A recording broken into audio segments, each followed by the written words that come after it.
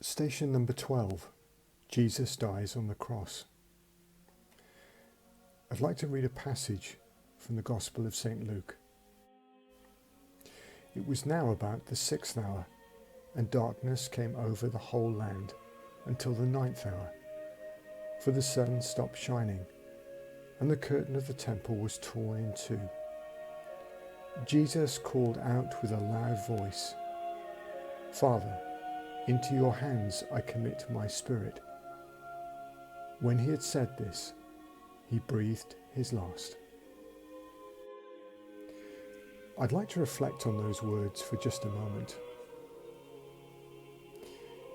In Mark's Gospel, the phrase, "Isn't this the carpenter?" is found. They were referring to Jesus. Jesus was a carpenter, just like his earthly father Joseph. The painter William Holman Hunt painted a very famous picture called The Light of the World. You can see the painting in Keble College, Oxford. But he also painted another painting. This was called The Shadow of Death. This picture is found in Manchester's Art Gallery, and it depicts Jesus as a young man, prior to his ministry, working in the carpenter's shop. Jesus is standing in the carpenter's shop, stretching out his hands after sawing some wood. The shadow that is cast by his outstretched arms falls on the wooden spar where the carpenter's tools hang. It creates the image of the cross, the shadow of death. His mother Mary is pictured kneeling, looking through a box where she has clearly kept the Magi's gifts.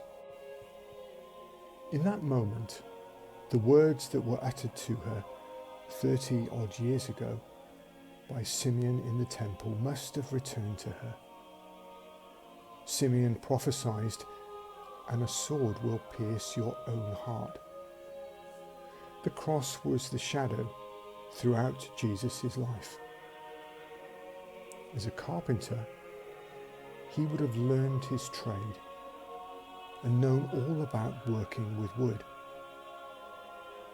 His hands in doing so would have been cut with the chisels as they slipped. His fingernails would have been blackened with a stray hammer blow. His skin would often have been torn by splinters that became embedded. Over time, those cuts and bruises would heal, only for new ones to form. The skin on Jesus' hands would be calloused and hard. He would have known the force that was needed to drive a nail into wood. He would have lifted heavy beams on his shoulders and carried them.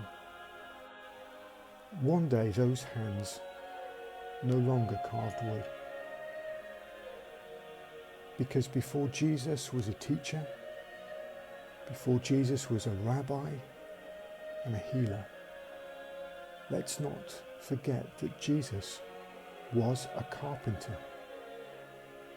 The hands that once held wooden chisels now gently were placed upon the sick. The scars of a life spent in a carpenter's shop remained as they gently broke the bread.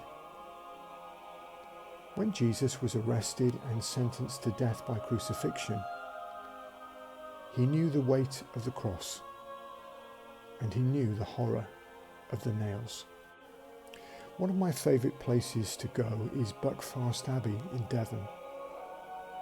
And there is a beautiful chapel that has a large stained glass window behind the altar.